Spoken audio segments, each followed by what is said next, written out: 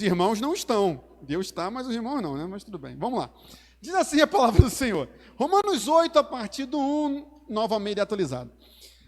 Agora, pois, já não existe nenhuma condenação para os que estão em Cristo Jesus. Porque a lei do Espírito da vida em Cristo Jesus livrou você da lei do pecado e da morte. Porque aquilo que a lei não podia fazer por causa da fraqueza da carne, isso Deus fez enviando o seu próprio Filho em semelhança de carne pecaminosa e no que diz respeito ao pecado. E assim, Deus condenou o pecado na carne, a fim de que a exigência da lei se cumprisse em nós, que não vivemos segundo a carne, mas segundo o Espírito. Os que vivem segundo a carne se inclinam para as coisas da carne, mas os que vivem segundo o Espírito se inclinam para as coisas do Espírito. Pois a inclinação da carne é morte, mas a do Espírito é vida e paz. Porque a inclinação da carne é inimizade contra Deus, pois não está sujeita à lei de Deus, nem mesmo pode estar. Portanto, os que estão na carne não podem agradar a Deus. Vocês, porém, não estão na carne, mas no Espírito, se de fato o Espírito de Deus habita em vocês. E se alguém não tem o Espírito de Cristo, esse tal não é dele. Se, porém, Cristo está em vocês, o corpo, na verdade, está morto por causa do pecado, mas o Espírito é vida, por causa da justiça. Se em vocês habita o Espírito daquele que ressuscitou Jesus Cristo dentre os mortos, esse mesmo que ressuscitou Cristo dentre os mortos, vivificará também o corpo mortal de vocês, por meio do seu Espírito que habita em vocês. Oremos mais uma vez. Senhor, nós queremos te agradecer por essa oportunidade de estarmos na tua casa. É com temor e tremor que nos aproximamos da tua palavra. Tem misericórdia de nós. Ilumine nosso entendimento a fim de aprendermos sobre ti nessa noite. Essa é a nossa oração, em nome de Jesus. Amém. Podemos sentar, meus irmãos? Eu estou procurando o meu esboço, mas eu não sei onde está. Eu sei que está dentro do meu drive, mas eu não sei aonde dentro do drive. Aonde estará? Quem saberá? Achei. Vamos lá para o versículo, bota o 7, 25, porque para a gente entender o capítulo 8, ele aqui vem numa conclusão de tudo aquilo que já aconteceu. Fica mais fácil se a gente reler o 25. Veja, o capítulo anterior vai terminar assim: graças a Deus por Jesus Cristo, nosso Senhor, de maneira que eu, de mim mesmo, com a minha mente, sou escravo da lei de Deus, mas segundo a carne sou escravo da lei do pecado. Nesse momento, o que importa, para que a gente entenda com maior propriedade, é a primeira frase: graças a Deus por Jesus Cristo, nosso Senhor. É por causa de Jesus Cristo, aí sim passa, Ricardo, por favor, que a gente consegue entender o 8:1. Agora, pois, já não existe nenhuma condenação para os que estão em Cristo Jesus. Então, graças a Deus, por causa de Jesus Cristo, que nos livra do pecado, e exatamente por conta de Jesus Cristo, já não há nenhuma condenação para aqueles que estão em Cristo Jesus. Ontem eu estava estudando, e aí eu estava pensando algo. Quando a gente lê o capítulo 6, 7 e 8 de Romanos, se tivesse que botar um título geral para esses 3 capítulos, seria o quê? A união com Cristo. Não, mas a união, na teologia a gente chama isso de união mística, não é mística de magia. É mística porque não é só união de ter um relacionamento íntimo, é união espiritual com Cristo na cruz. Por quê? Todas as consequências do capítulo 6, 7 e 8 é o fato de que na cruz nós morremos com Jesus. Lembrem-se que no capítulo 6, Paulo vai falar que nós deixamos de ser escravos. Por quê? Porque na cruz nós morremos com Jesus, e uma vez que morremos com Jesus na cruz, não existe mais escravidão para aquele que está morto. Em Cristo Jesus nós temos uma nova vida. No capítulo 7, ele vai falar que, por que nós agora somos noivas de Cristo? Porque nós éramos casados com o pecado, mas uma vez que morremos para o pecado, uma vez que você se torna viúvo, viúva, você pode casar de novo. E agora no capítulo 8, quando ele fala que nenhuma condenação há para os que estão em Cristo Jesus, eu só consigo entender isso de que forma? Entendendo que quando Jesus morreu, eu morri junto com ele. Então, o salário do pecado já foi pago. Veja, por que não há mais condenação? Porque qual era a condenação? A condenação da lei de Moisés qual é? Todo aquele que pecar tem que morrer. Na verdade, isso é anterior a Moisés, lá no Jardim do Éden. O salário do pecado é a morte. Ora, como é possível não haver mais essa condenação? Porque nós já morremos, mas morremos com Cristo na cruz. Uma vez que Cristo já pagou o preço, porque Jesus... Aqui entra o aprofundamento. Geralmente, quando a gente fala sobre isso, a gente fala assim, Jesus já pagou o preço morrendo. Está certo. O que a gente se esquece é que nós morremos com Ele. Por isso que o preço em nós também já foi pago. Veja, por que não há mais condenação? Porque Jesus na cruz pagou o preço. Como nós morremos como Jesus na cruz, o salário do pecado já foi pago. Então já não há mais nenhuma condenação contra mim e contra você. Eu fiz contra mim e contra você. Como vocês entenderam? Gente, fez sentido o que eu falei? Ou não? Ou embolou? Ficou doidão? Ricardo, ficou muito doidão? Mais ou menos? O que é isso? Você fez assim e aí desistiu. O que é isso? Entendi. Mas vamos clarear isso aqui, né? Lutero, eu separei uma frase de Lutero, um pouco grande, mas é muito boa. Lutero fala o seguinte: jazíamos debaixo da ira e do desagrado de Deus, sentenciados à condenação eterna, conforme por nossa culpa havíamos merecido. Aí não havia conselho, nem auxílio, nem consolo, até que o Filho único e eterno de Deus, Jesus, em sua insondável bondade, se compadeceu de nossa calamidade e miséria e veio do céu a fim de socorrer-nos, de sorte que aqueles tiranos carcereiros estão afugentados e seu lugar foi ocupado por Jesus Cristo, Senhor da vida, da justiça e de todo o bem. E nos arrancou a nós homens, pobres e perdidos, das fauces do inferno, conquistou, libertou e nos trouxe de volta a clemência e graça do Pai. Pois bem, qual é a implicação prática para facilitar? Ponto número 1. Já não há condenação. O que significa? Meus irmãos, aqui é um daqueles versículos que nos dá a certeza da salvação. Como é que eu posso ter certeza de que eu estou salvo? Eu não estou discutindo se é possível que eu saia da salvação. O que eu estou deixando claro, porque a Bíblia deixa claro, é que ninguém pode me tirar da mão de Deus. Ah, mas eu posso sair da mão de Deus? Aí é outra discussão. Mas ninguém pode me tirar da mão de Deus. Por quê? Porque já não há condenação. Se já não há condenação contra você, tenha certeza da sua salvação. Nós, meus irmãos, uma vez que aceitamos a Jesus, passamos pelas águas do batismo e estamos salvos. Não tenha dúvida na sua salvação. Você está salvo. Como é que eu posso ter certeza absoluta? Porque já não tem condenação contra mim. Veja, é interessante que, por exemplo, as pessoas não entendem muito bem o que aconteceu no Brasil. Sem citar nomes, mas vocês sabem. O que aconteceu, por exemplo, da anulação dos processos da Lava Jato, não inocentou, anulou o processo. Veja, não é que a pessoa se tornou inocente, anulou o processo não tem mais. É diferente disso aqui. Aqui, não é que o processo contra nós foi anulado, nós fomos feitos inocentes. Se já não tem condenação, é porque quando Jesus morreu na cruz, isso fez com que eu e você nos tornássemos inocentes diante do Pai. E aí, qual é a conclusão máxima disso? É simples, meus irmãos. Satanás não tem o direito de te acusar pelo seu pecado. Por que Satanás não tem o direito de me acusar pelo meu pecado? Porque Jesus já me libertou do pecado. Porque Jesus já pagou o preço e já não há condenação para aqueles que estão em Cristo Jesus. Portanto, pare de dar ouvidos a Satanás e aceitar a acusação dele contra você. Porque quando você aceita a acusação de Satanás contra você, você está desvalorizando o preço que Jesus pagou. Porque Jesus pagou um preço e por conta do preço de Jesus, já não há condenação contra você. Portanto, ninguém, nem Satanás, tem o direito de te acusar dos seus pecados. Deu para entender isso, gente? Tranquilo, né? De boa, isso.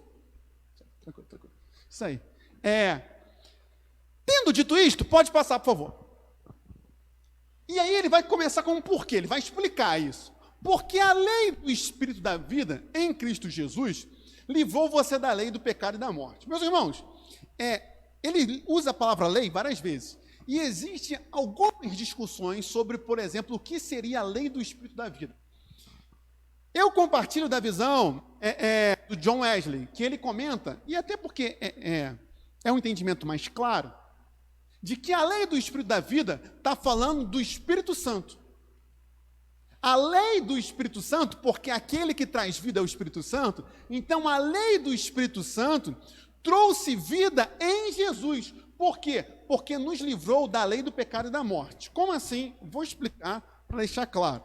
Veja, a lei do Espírito da vida é o Evangelho do Espírito Santo. E a lei do pecado e da morte é a lei de Moisés. Como assim? Vocês sabem que a lei de Moisés não salvava ninguém. A lei de Moisés acusava.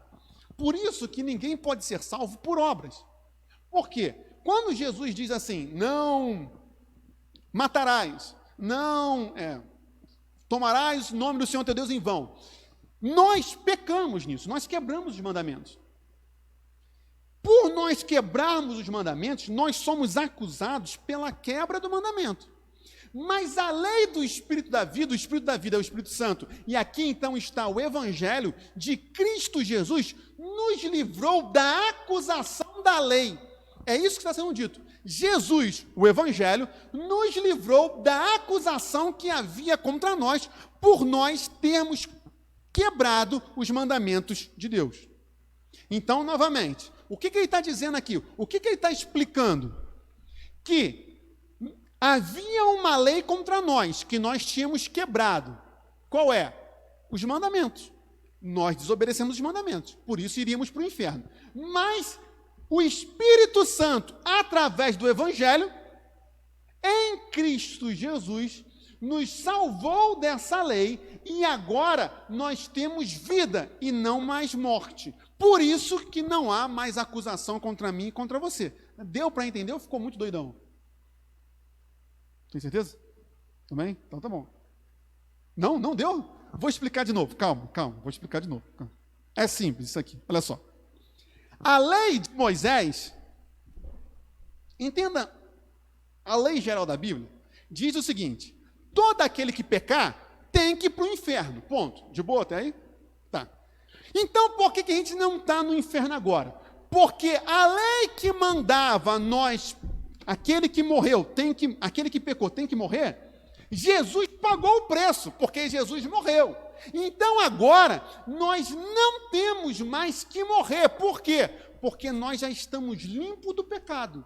Por isso que não tem mais nenhuma condenação contra nós. Por isso que agora nós podemos ter vida em Jesus. Foi? Tem certeza ou você está falando que foi só para não ficar sem graça? Foi, então tá bom. Pode passar. Aí aqui vai ficar mais fácil ainda entender. Porque aquilo que a lei não podia fazer, para ficar fácil entender, pensa o seguinte: porque aquilo que as obras não poderiam fazer, não é exatamente isso, mas fica um pouco mais fácil entender assim. Por causa da fraqueza da carne, o que ele está falando aqui é o seguinte: não tem como você achar que vai ser salvo por obras. Por quê? Porque a obra que você faz é má. Porque aquilo que a gente já falou, gente, a gente está pregando sobre isso há algumas semanas, mais de um mês. Por que as obras que eu faço são más? Porque a minha carne, nela tem a fraqueza do pecado.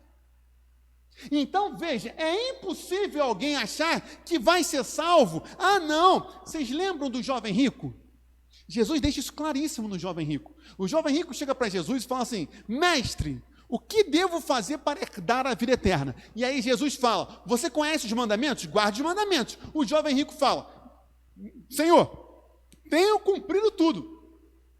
Qual é o erro do jovem rico? O jovem rico achava que cumprir a lei levaria ele para a salvação. E aí o que Jesus mostra?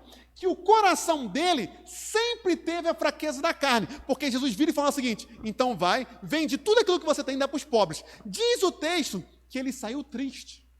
Ele não conseguiu fazer. Por quê? Porque no coração dele não reinava Cristo, reinava riqueza. É exatamente isso.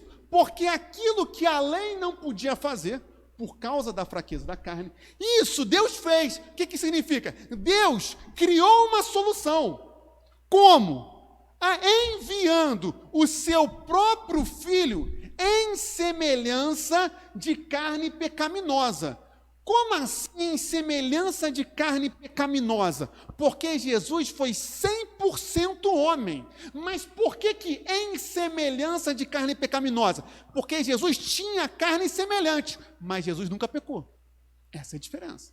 Então veja, em semelhança de carne pecaminosa, no que diz respeito ao pecado, mas Jesus não pecou. E assim Deus condenou o pecado na carne de quem? Do corpo de Cristo na cruz. Passa, por favor, depois eu vou explicar, tá? Mas é só porque aqui é um raciocínio só. A fim de que o quê? A exigência da lei, qual lei? A lei que diz que quem pecar tem que morrer. Então, essa exigência, essa condenação, se cumprisse em nós. Aí, agora fica confuso, porque você vai falar assim, mas se foi Jesus que morreu na cruz, como se cumprisse em nós? Não fomos nós que estávamos na cruz, mas aquilo que a gente falou. É a união nossa com Jesus Cristo na cruz. Então, aquilo que Jesus Cristo fez na cruz, se cumpre na nossa carne, no nosso corpo. Que não vivemos segundo a carne, mas segundo o Espírito. Volta para eu explicar agora os detalhes, porque eu sei que às vezes dá uma embolada. Eu peguei aqui uma citação de John Wesley sobre esse versículo aqui. John Wesley falou o seguinte: porque aquilo que a lei não podia fazer, a lei de Moisés, por causa da fraqueza da carne, qual fraqueza? A incapacidade de vencer a nossa natureza má.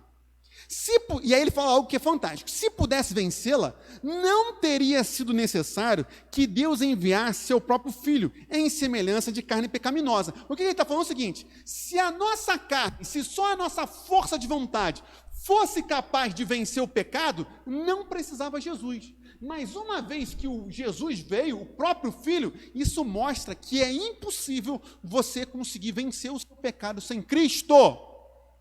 É por isso aquilo que a gente fala toda a mensagem, que aquilo que nós precisamos é de Jesus, porque somente Jesus consegue nos ajudar na nossa fraqueza. É por isso que o texto vai falar assim, que vocês não sabem, nós não sabemos orar como convém, né?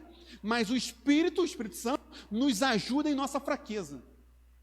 É exatamente isso, tá? E aí ele continua falando. Mas Deus, enviando o seu próprio Filho em semelhança daquela carne humana, embora sem pecado, condenou o pecado que estava na nossa carne. Gente, deu para entender isso ou não? Ricardo, Renan, Augusto, ótimo. Então, o que a gente aprende daqui de forma básica? Primeiro, Jesus foi 100% humano, 100% humano. Veja, semelhança de carne pecaminosa, mas não pecou. 100% humano e 100% Deus. Por não ter pecado, por conta disso, Deus condenou o pecado na carne de Jesus. É por isso que Isaías 53 vai dizer que ao Senhor agradou moê-lo quando lhe fizer enfermar na carne. Por que Deus, Pai, eu já expliquei isso, se agradou de moer a carne física de Cristo? Porque Jesus pagou o preço da ira de Deus. Quando Jesus pagou o preço da justiça de Deus, isso agradou ao Senhor. Não é que Deus se agradou de ter matado o filho, não é isso. Deus se agradou que a sua justiça foi paga, o salário do pecado foi pago, e agora já não há condenação contra nós. Por quê? Porque o pecado já foi condenado em Jesus. Portanto, sobre você, sobre mim, não pesa mais a acusação de pecado. Foi, gente? Tranquilo? Não foi? Que isso! Depois de toda essa empolgação, o cara fala, esse não foi nem mais ou menos, esse foi um total dislike. Calma aí, deixa eu até beber uma água, eu fiquei nervoso. Que isso, fiquei muito triste agora. Calma. O que eu falei é o seguinte: por que não há mais condenação contra você, Ricardo, e contra mim? Você já foi batizado, né? Aceitou Jesus? Você aceitou Jesus, Ricardo? Sim? Glória a Deus. Importante essa pergunta, isso aí. Glória a Deus. Por quê? Porque Jesus já pagou o preço do seu pecado. Qual era o preço? O preço era a morte. Alguém tinha que morrer. Por quê? porque todo aquele que peca tem que morrer. Jesus, por não ter pecados, ele morreu no seu lugar. E já que ele morreu no seu lugar, a morte que era para você, Jesus tomou. Então agora você não vai mais morrer, porque Jesus te salvou da morte do pecado. É isso aí. Por isso, nada mais significa que já não há mais condenação contra nós, né? Que a condenação é o pecado. Pode passar, por favor? Isso aqui eu acho muito interessante, tá? Isso aqui, ó. É exatamente aquilo que eu acabei de falar para o Ricardo. Para o Ricardo e para todos nós, né? A fim de que a exigência da lei se cumprisse. Eu vou até se cumprisse, depois eu aplico no em nós. Qual era a exigência da lei? Gente, isso aqui está falando, é muito simples. Todo aquele que pecar tem que morrer. Sem derramamento de sangue não há remissão de pecados. Por que então Jesus tinha que morrer? Para cumprir a exigência da lei de Deus. A lei de Deus determina, essa é a justiça de Deus. Todo aquele que peca tem que morrer. Só que não está falando de morte física, está falando de morte espiritual, inferno, que é a morte física que nós vamos passar. Mas por que nós não estamos no inferno agora? Porque Jesus cumpriu a exigência da lei. Só que, novamente, se cumprisse em nós.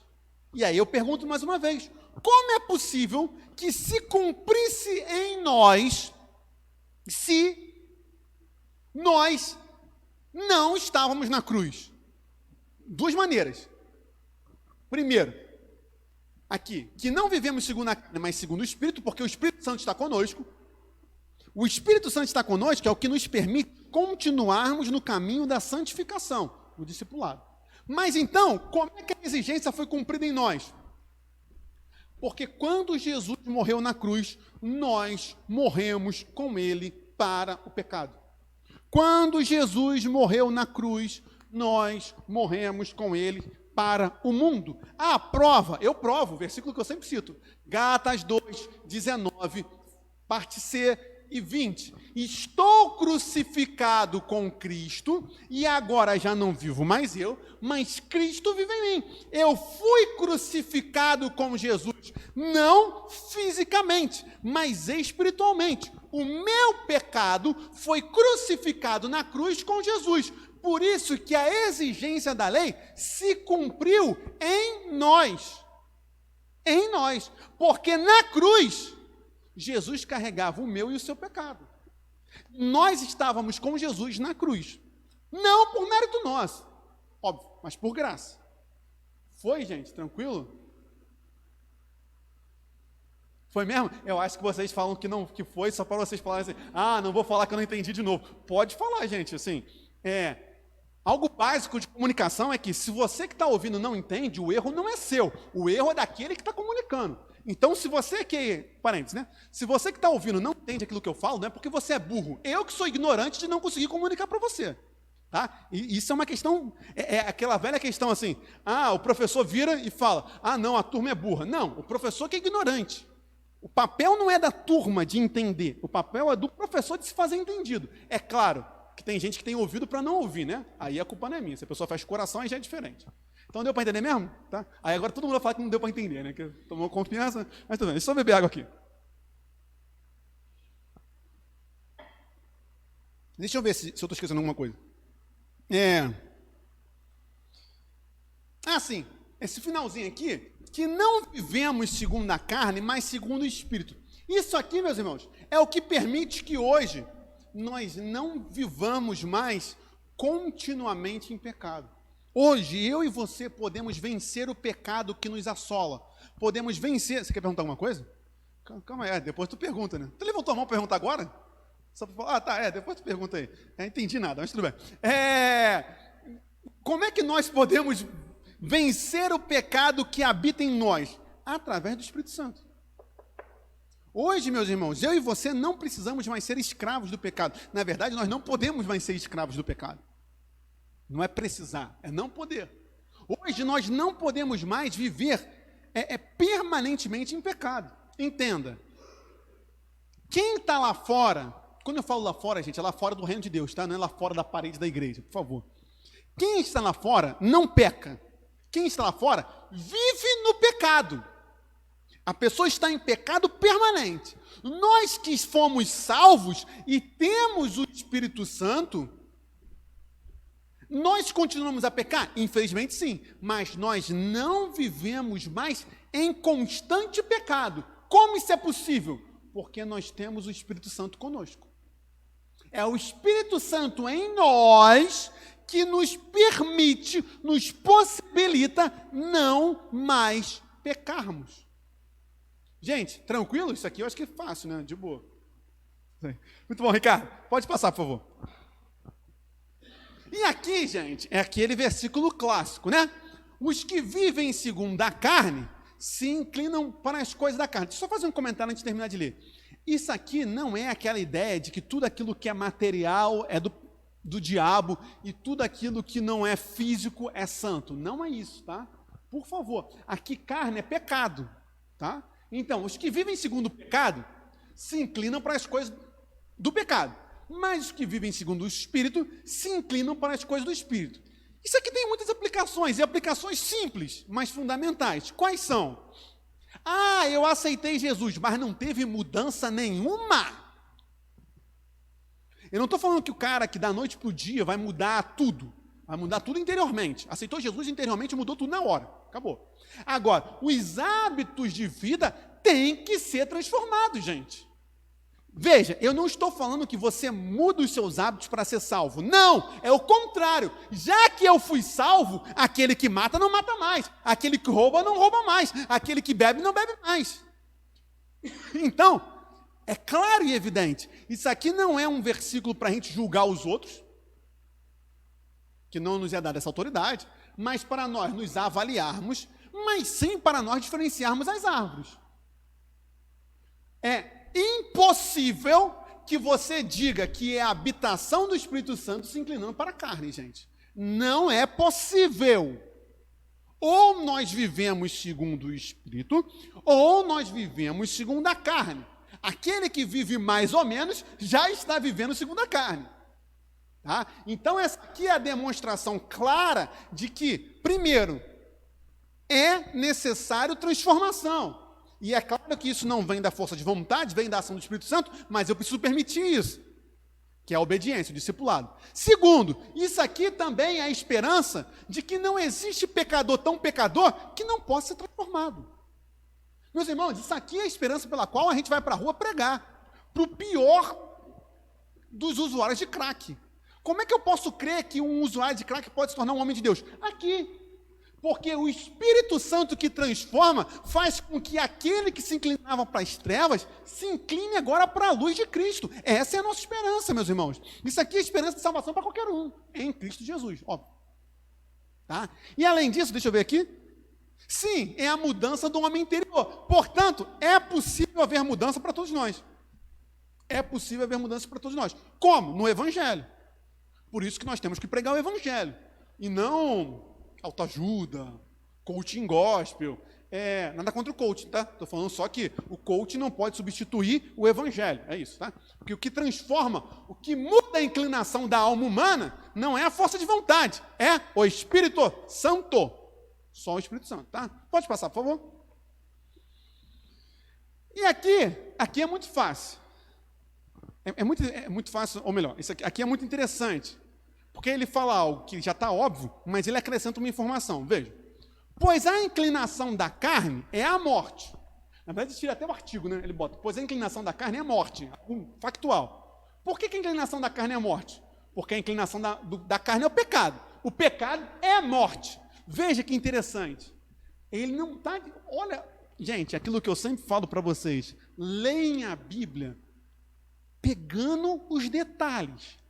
Ele não está dizendo, novamente, a inclinação da carne é igual a pecado. Ele não está dizendo que o pecado leva à morte. É pior do que isso. O pecado já é a morte.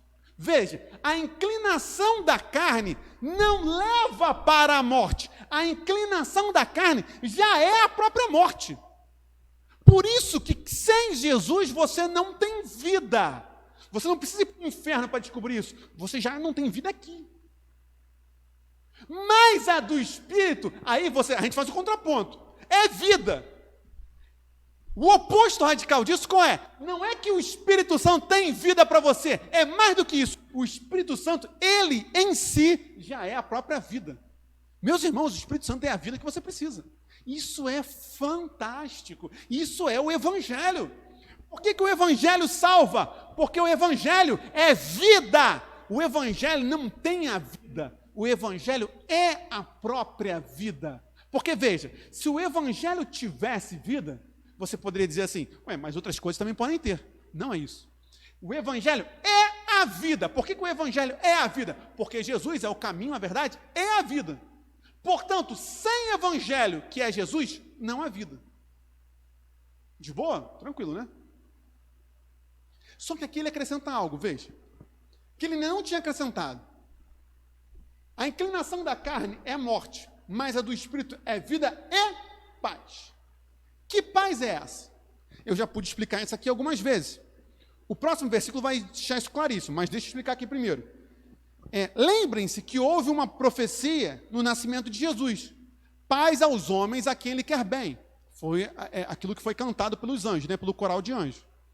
Esse paz aos homens, meus irmãos, é claro que é paz entre os homens. A paz de Deus, ela é tríplice. É paz entre os homens.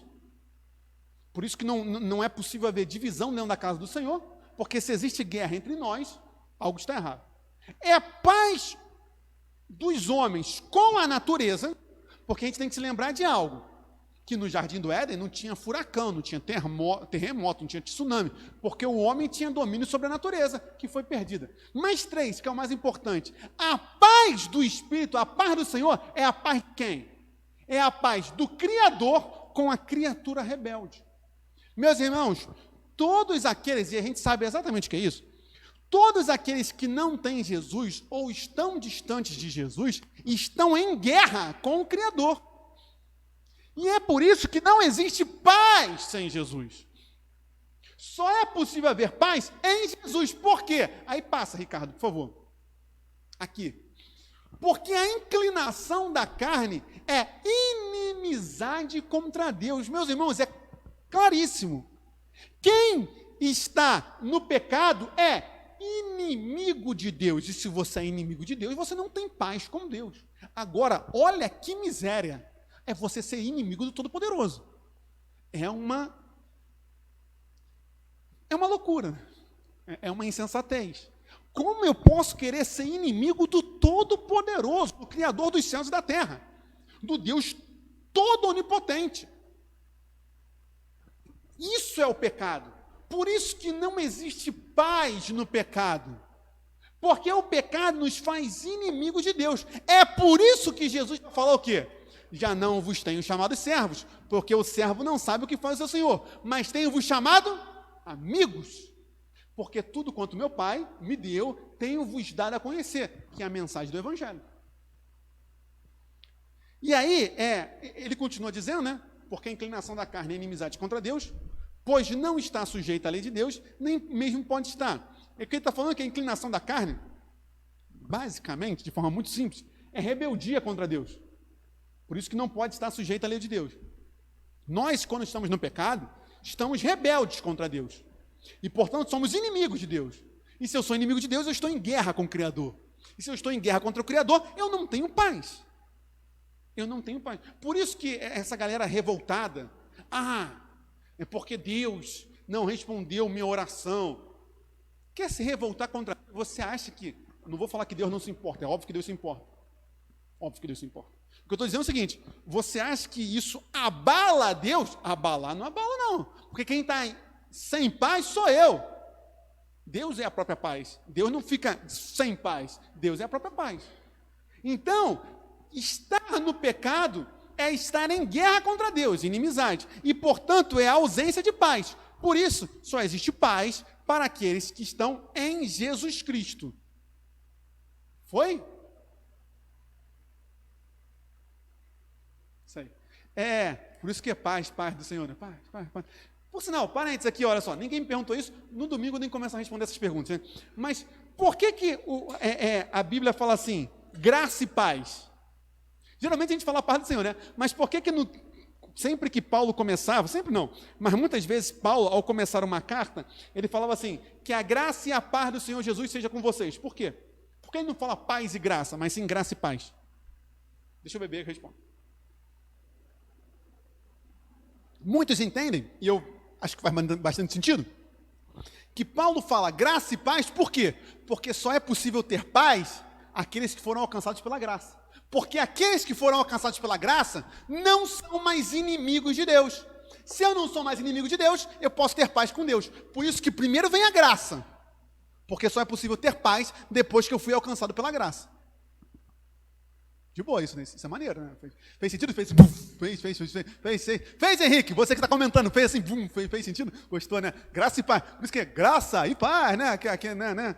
Como é que é? A pessoa vai começar a pregar, né? Eu quero saudar a igreja com a graça e a paz do Senhor Jesus Cristo. Tem até aquele tom de voz, né? Tem um tom de voz. Isso aí. Tá certo, gente, é bíblico, tá? Eu sei que a gente gosta de fazer uma gracinha, né? Que o povo de Deus é um povo gracioso, mais pacífico. Eu fiz um trocadilho dentro do trocadilho. Gostei muito disso. Pode passar aí, senão eu vou embora. Portanto, aqui, e aí óbvio, né? Tá no contexto do que a gente acabou de falar. Os que estão na carne, isto é, no pecado, não podem agradar a Deus. E se você não pode agradar a Deus, você está em guerra contra Deus. Né? E aí, aqui também tem uma conclusão que eu botei aqui. É impossível você estar na carne e no espírito ao mesmo tempo. Quem está na carne, meu irmão, minha irmã, não agrada a Deus. Não se engane. Não se engane. Não se engane com a teologia liberal. Eu ia falar teologia liberal da atualidade, mas a teologia liberal existe desde sempre. Não se engane com a teologia liberal que faz concessão ao pecado. Ah, não, isso aqui pode. Gente, entenda. Jesus aceita todos como estão. Mas para todos como estão, Jesus dá a mesma resposta. Vai e não peques mais. Jesus nunca falou, vem e continua como está. Jesus sempre falou, vem como você estiver, mas vai e não peques mais. Então sim, a igreja aceita a todos? Sim. É a função da igreja apontar o seu pecado? Não. É função da igreja explicar a Bíblia. E o Espírito Santo aponta o seu pecado, porque é o Espírito Santo que convence do pecado, da justiça e do juízo. Não é minha função falar que o que você está fazendo é pecado. A minha função é te expor a Bíblia. É lógico, se você vier perguntar para mim, biblicamente, eu vou sentar com você, vou abrir a Bíblia e vamos ler. Ponto. Agora, por que eu estou dizendo isso? Venham todos para a igreja como estão, mas saibam que se a igreja não é no sentido de aceitar o indivíduo, mas se a igreja não fala que a graça do Senhor, que o Espírito Santo confronta o seu pecado, a igreja não está sendo igreja, meus irmãos. A mensagem do Evangelho vai confrontar o homem. A mensagem do Evangelho. Que também tem gente que parece que tem prazer de pregar inferno, né? Não sei que pregar inferno é bom. A gente prega inferno quando tem que pregar inferno, mas prega céu, né, quando tem que pregar céu. O que importa sabermos é o quê? Que não é possível estar no pecado e agradar a Deus. Quem está na carne não pode agradar a Deus. Portanto, aqueles que agradam a Deus não estão no pecado, né? Na carne. É fácil entender. Pode passar, por favor. Vós, porém, e aí veja, eu gosto muito de pregar o Evangelho, graças a Deus por isso, mas eu gosto muito de pregar o Evangelho para vocês, minha igreja. Por quê? Porque eu posso falar isso aqui, ó. Vós, porém, não estão na carne. Porque, meus irmãos, é aquilo que eu gosto de comentar. Uma coisa, quando você prega para um público amplo, talvez eu não possa falar isso. Por quê? Porque tem muitas pessoas.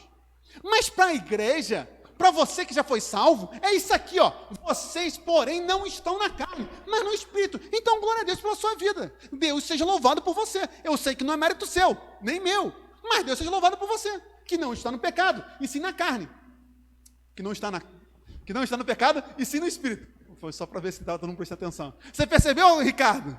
Ah, isso aí, é só para ver. Mas aí, olha só, vocês, porém, não estão na carne, mas no Espírito. Só que ele faz um comentário aqui, fundamental. Se de fato, ou seja, se de verdade, o Espírito de Deus habita em vocês. Meus irmãos, De Deus ninguém zomba. O homem vê o exterior, falou Deus para Samuel, quando foi escolher lá o filho de Jessé, Davi. O homem vê o exterior, mas quem vê o interior é Deus.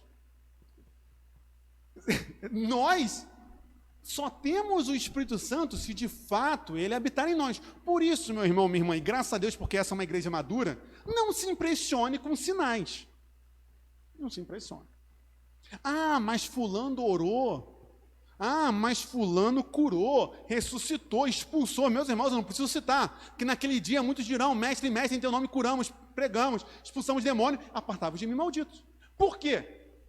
Só está no Espírito aqueles em que o Espírito Santo habita. Tá? E, portanto, se alguém não tem o Espírito de Cristo, esse tal não é de Deus, não é de Cristo. Aqui também tem uma implicação, qual é? Que dentro da Trindade é o Espírito Santo que nos habita, né? Não estou falando que está errado falar que Jesus Cristo mora em nós, gente. Não estou falando isso, pelo amor de Deus. Eu estou falando que se você quiser aprofundar na teologia, entenda, futuros seminaristas e seminaristas, que a pessoa da Trindade que está em nós é o Espírito Santo. Ah, então está errado eu falar que Jesus habita em mim? Claro que não! Só estou aprofundando e deixando claro que é o Espírito de Deus que habita em nós, tá? O Pai escolhe, o Pai se relacionava no Antigo Testamento, o Filho habitou nos 33 anos aqui na Terra, pelo mérito de Cristo, do Filho, e hoje quem se relaciona conosco é o Espírito Santo. Por isso que é o Espírito Santo que nos ajuda a orar, tá? Mas isso aqui é um aprofundamento, tá, meus irmãos? Fiquem tranquilos. Pode passar, por favor. Esse versículo aqui, ele demonstra mais uma vez aquilo que a gente acabou de falar, né? Que é impossível você ter vida sem Jesus. Veja, se porém Cristo está em vocês, o corpo, na verdade, está morto por causa do pecado, mas o espírito é vida por causa da justiça. O que ele quer dizer que o corpo está morto por causa do pecado? É que a nossa carne vai morrer, né? A nossa carne física vai morrer. O nosso corpo mortal vai morrer. Mas qual é a garantia? É que o espírito não vai para o inferno. Que o espírito, e aí o nosso espírito tem o Espírito Santo, que é vida, por causa da justiça. O que significa por causa da justiça? Por causa daquilo que Jesus fez. Tá? Em suma, nós vamos morrer? Vamos passar pela morte? Vamos. Mas vamos para o inferno? Não. Por quê? Por causa da justiça de Jesus Cristo e do Espírito Santo que nos dá a vida. Deu para entender? Gente, tranquilo, né? De boa? De boa? Tranquilo? Tu ia fazer um mais ou menos, né, Renan? Mas o Espírito Santo clareou a mente, né? Iluminou. Glória a Deus. E versículo 11, que é o último. O versículo 11 é muito bonito, porque ele fala muitas coisas. Primeiro aqui, ele vai falar sobre a ressurreição dos mortos. Vocês sabem, se não sabem, bem, sabem, óbvio que sabem, que no dia do juízo final, todos nós ressuscitaremos. Vejam a sequência de versículos. Ele acabou de dizer que nós vamos morrer fisicamente, mas nós não continuaremos mortos, porque no dia do juízo, nós ressuscitaremos no corpo glorificado e iremos para a glória. Veja, se em vocês habita, e aqui tem algo que é lindíssimo, deixa eu explicar isso, depois eu toco nesse outro ponto. Se em vocês habita o Espírito daquele que ressuscitou Jesus dentre os mortos, esse mesmo que ressuscitou Cristo dentre os mortos, vivificará também o corpo mortal de vocês. Está falando da ressurreição dos mortos no dia do juízo final, por meio do seu Espírito que habita em vocês. Esse é o primeiro ponto. Só que aqui, qual é a beleza que eu acho? Aqui deixa claríssimo que por mais que as três pessoas da Trindade, cada um sejam uma, ou melhor, uma pessoa diferente, os três são um só. Como é que esse versículo aqui mostra que os três são um só? Porque, veja, aqui ele não fala o Espírito Santo, ele fala o Espírito daquele que ressuscitou Jesus. O Espírito de quem? Do Pai. Então, o Espírito Santo é o Espírito do Pai. Mas veja, aqui ele já muda.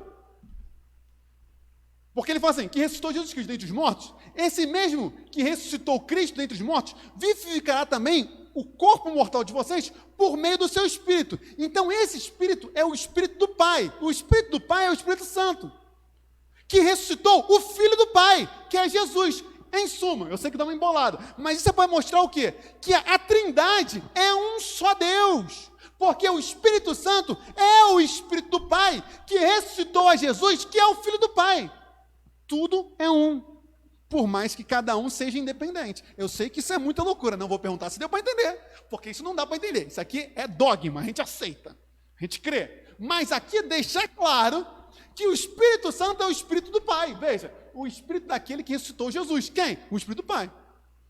E que Jesus é o Filho de Deus, o Filho do Pai. E que, portanto, Pai, Filho e Espírito Santo são um. E não três deuses. É um Deus em três pessoas. Ah, não dá para entender. Eu sei. Não dá. Mas essa é a beleza da Trindade, né? Isso é belíssimo. Gente, eu ia perguntar assim, deu para entender, mas minimamente fez sentido, porque não dá para entender a Trindade, né? Assim, foi. Mistério, né? Mistério. Vocês não falaram nada, só me olharam. Mas tudo bem, glória a Deus, isso aqui. Pela fé eu creio. É que eu uso muita fé nessa igreja. Por quê? Porque eu creio que deu para entender o que eu preguei. Então isso é um exercício da minha fé. Mas, aplicações, meus irmãos, finais. Eu vou ficar com duas aplicações. Primeira, sem Jesus, não dá. Sem Jesus, você nunca vai vencer o seu pecado. Sem Jesus, não há vida. Sem Jesus, só há morte. O que você precisa é de Jesus. Aí você fala assim, mas toda mensagem você fala isso. É óbvio, porque toda mensagem se resume a dizer Jesus. Se não se resume a isso, algo de errado não está certo. Então, o que você precisa é de Jesus. Porque só existe vida em Jesus. Sem Jesus, só há morte. Ponto. 2, e último. Já que Jesus pagou o preço, já não há condenação contra você. Entenda o que é a graça. Não banalize o preço da graça. Aquilo que eu sempre falo. A graça foi de graça para você e para mim, mas não foi de graça para Deus, porque custou a vida do Filho de Deus. Então entenda que Satanás não tem o direito de te acusar. E você não tem o direito de aceitar acusação. Nem de Satanás, nem de ninguém, nem a sua mesma quando você se olha no espelho. Porque toda vez que eu aceito qualquer acusação que seja, eu estou dizendo que o meu pecado foi maior do que o que Jesus fez. E não foi. Não banalize o preço da graça. Gente, de boa, tranquilo? Feche seus olhos, vamos orar. No finalzinho desse culto, faltam 6 minutos. Deus é bom. Fale com o Senhor. Agradeça pela graça. Peça perdão. Busque a Cristo.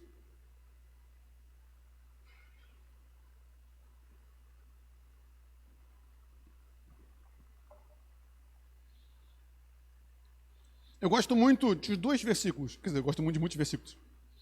Mas existe um momento em que Gabriel vai falar com Maria na Anunciação. E Maria faz uma pergunta muito pertinente. Maria pergunta, mas como se dará isso? E Gabriel fala várias coisas, mas a final da frase de Gabriel é, porque para Deus não haverá impossíveis em todas as suas promessas. Isso me faz lembrar de quando Isaac estava com Abraão no Monte Moriá. E Isaac olha para o altar, olha para a lenha, olha para o facão, para a faca, e fala, meu pai, está aqui a lenha, está aqui o altar, está aqui a faca, mas onde está o cordeiro para o sacrifício? E Abraão então dá uma resposta, que é o Jeová Jiré. Abraão responde para Isaac, seu filho, meu filho, Deus proverá para si o cordeiro. E esse cordeiro foi provido, chama-se Jesus Cristo, o cordeiro de Deus que tira o pecado do mundo. Portanto, viva Cristo. Viva Cristo, meu irmão, minha irmã. Porque para Cristo, em Cristo, não haverá impossíveis. Inclusive, para te salvar. Para te salvar. Senhor, nós queremos nos entregar-te. Uma vez mais, aqui estamos reunidos, Senhor, como tua igreja, a fim de nos entregarmos a Ti, a Tua vontade, a Tua graça, a Tua lei. Tem misericórdia de nós, Senhor, perdoa os nossos pecados, que possamos viver, não somente em Ti, mas viver a Tua vida em nós, nas nossas vidas.